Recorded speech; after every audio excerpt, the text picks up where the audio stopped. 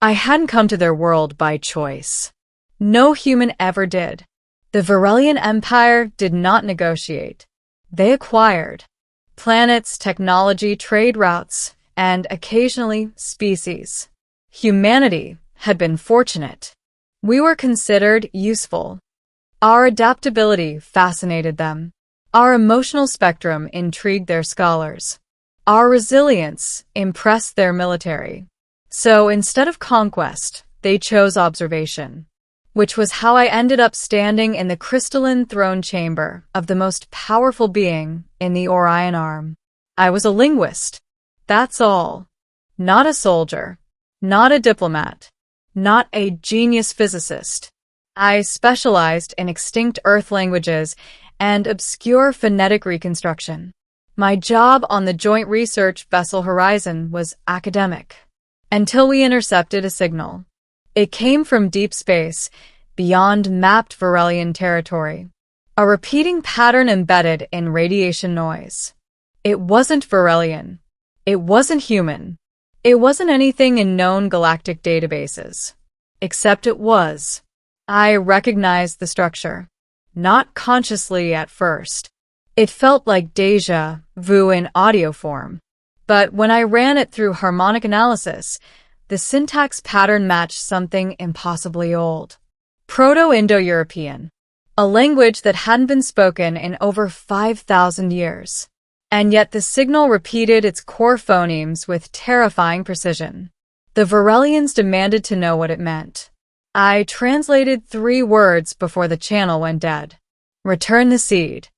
That was when they summoned me planetside.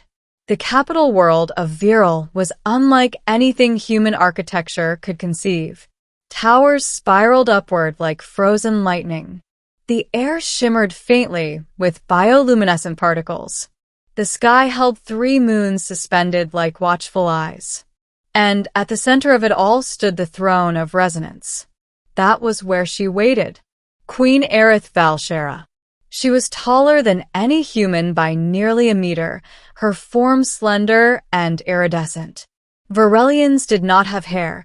Instead, flowing filaments of light cascaded from her crown like a living halo. Her eyes were silver, mirror-like, reflective, unreadable. Her species did not display emotion openly, which made what happened next so impossible. I was brought before her in ceremonial chains, not restraints, but symbolic markers of outsider status. A translator construct hovered beside me, but I didn't need it, because the moment she spoke, something inside me recognized the cadence. Not the vocabulary, the rhythm. Her voice carried harmonic undertones, like 2 frequencies layered atop one another. I had heard something like it before. In the signal, she addressed me in galactic standard. Human linguist, you have translated what our scholars could not. You will now repeat your translation before the throne. Her court stood in semicircular formation behind her, advisors, generals, scholars. Thousands of eyes focused on me. My pulse thundered. I repeated the phrase, "Return the seed." Murmurs rippled through the chamber. The queen tilted her head slightly. "You're certain?" she asked. "Yes," I replied. The grammar structure indicates an imperative command, not a request. The air grew heavy. Then she said something unexpected. She spoke a sentence not in galactic standard, not in any known Varelian dialect, but in the same ancient pattern embedded in the signal. A language lost to Earth. A language I had reconstructed in academic theory but never expected to hear spoken. And, without thinking, I answered her. In that language. Fluently. Middle, the silence. The chamber went silent. Not quiet. Silent. The kind of silence that feels like vacuum. The queen froze mid-breath. Her luminous filaments dimmed by several shades. Every Varelian present stared at me as if gravity itself had reversed. Because no outsider was supposed to know that language. It was not listed in galactic archives. It was not taught. It was not documented. And yet I had just spoken it back to her with correct intonation. Her voice, when she finally responded, carried no harmonics at all. How do you know the first tongue? First tongue. My mouth felt dry. I reconstructed it. I said carefully. From human linguistic fossils. It's the theoretical root of several Earth languages. The queen descended the steps of her throne. Each movement precise. Measured. Dangerous. That language predates your species' recorded history, she said. Yes.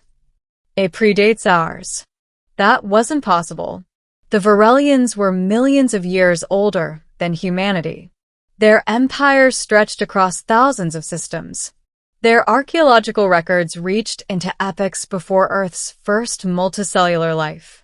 And yet she had just admitted that the language I studied as ancient human origin existed before them. The court began transmitting among themselves through silent light pulses. The queen stood directly before me now. Her silver eyes locked onto mine. Say the signal again, she commanded in the first tongue. I did. The phonemes vibrated strangely in the air. The chamber itself seemed to resonate. Her filaments flickered. Do you understand what it refers to? She asked. No, I admitted. For a long moment, she said nothing. Then she turned to her court.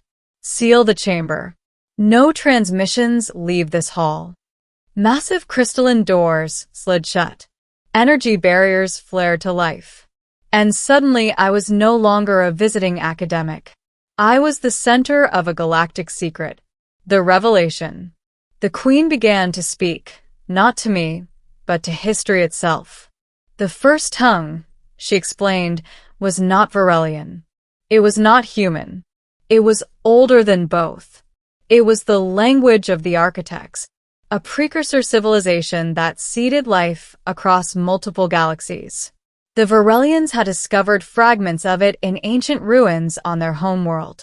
The language appeared only in sacred vaults, warnings, genetic markers, star maps. They never deciphered it fully. Until now. Because a human, an evolutionary newcomer, had just spoken it naturally. That is impossible, one of the advisors whispered. The queen ignored him. She stepped closer to me. Human. Recite the phrase again. But this time listen. I closed my eyes. Spoke the words. Returned the seed.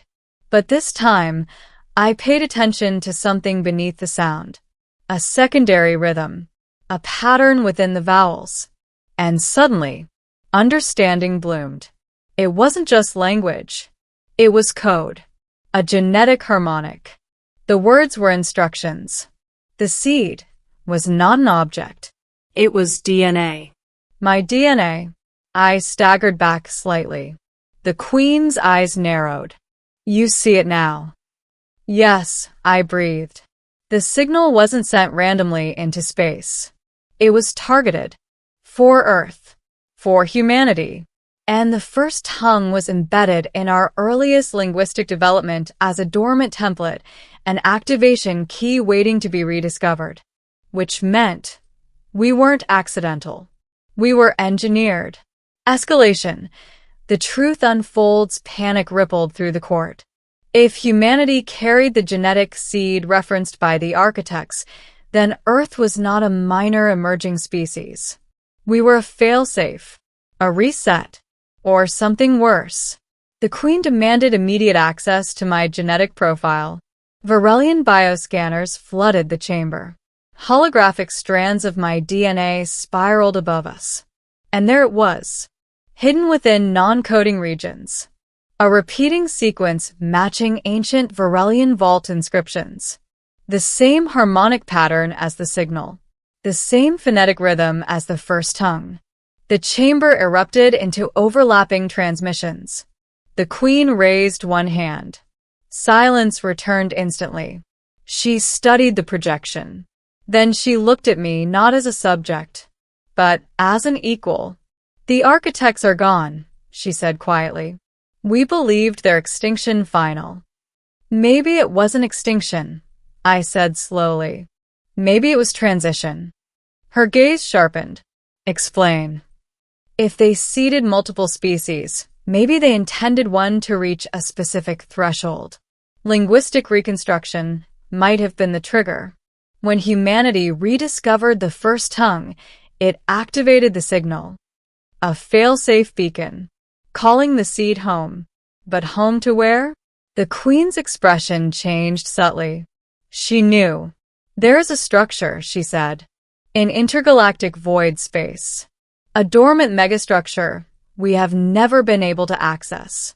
Its interface responds only to the first tongue. She stepped even closer. So far, it has never responded at all. The implications settled heavily. Until now. Climax. The decision within hours. The Varelian High Council convened. Arguments flared. Some demanded Earth be quarantined. Others suggested immediate containment of humanity. If we were the seed, we represented unknown power, unknown risk. But the Queen remained silent through most of it, watching, thinking. Finally, she turned to me. Human linguist. If we bring you to the megastructure, can you activate it? I don't know, I answered honestly, but I can try. A general stepped forward. Majesty, this is reckless. If the architects intended humanity to inherit their legacy, then we stand at a turning point, she interrupted calmly. Her eyes never left mine. You spoke the first tongue not with fear, but with curiosity. That is not the instinct of conquerors. She addressed the chamber. For millennia, we have ruled through strength.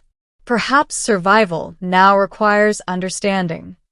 Then she looked back at me. Will humanity share what it learns? It wasn't a question about me. It was about trust. Yes, I said. She studied my face for a long moment. Then she did something no Varelian monarch had done in recorded history. She knelt, not in submission, but in recognition. The seed has spoken. Gasps echoed through the chamber. From that moment on, nothing in the galaxy would remain the same. Ending, the new dawn we reached the megastructure 3 weeks later.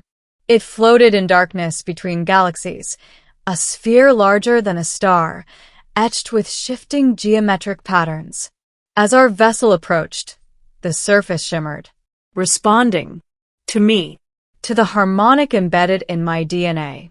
The Queen stood beside me at the observation viewport. Are you afraid? She asked. Yes, I admitted. So am I. That was the first time I had ever heard vulnerability in her voice. We docked.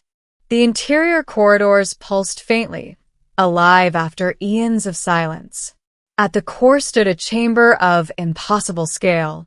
A platform waited, as if expecting someone. I stepped onto it. The first tongue rose unbidden to my lips, not memorized, not reconstructed, remembered. Light cascaded through the chamber. Star maps ignited.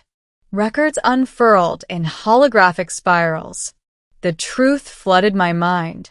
The architects had not gone extinct. They had dispersed their consciousness across seeded species. Humanity carried the cognitive template. The Varelians carried the technological one. Alone, neither could ascend. Together, we completed the design. The Queen stepped onto the platform beside me. The structure responded more intensely. Our DNA, harmonics intertwined in luminous strands. And, in that moment, I understood. The seed was never meant to dominate. It was meant to unite. The signal had not been a demand. It was an invitation. Return the seed. Return to cooperation. Return to shared evolution. When we emerged hours later, the megastructure had begun transmitting across the galaxy. Not a warning, not a weapon, but a library. A blueprint for civilizations to rise without destroying one another. The Queen addressed her people that same cycle. No outsider was supposed to know that language, she said, because no outsider was ever meant to exist. She turned to me before billions. From this moment forward, humanity is not observed. She extended her hand. They are partners. I took it, and as our joined hands illuminated in shared harmonic light, I realized something profound. The architects hadn't engineered gods. They had engineered bridges. And for the first time in galactic history, the silence between species was broken. Not by conquest, but by understanding.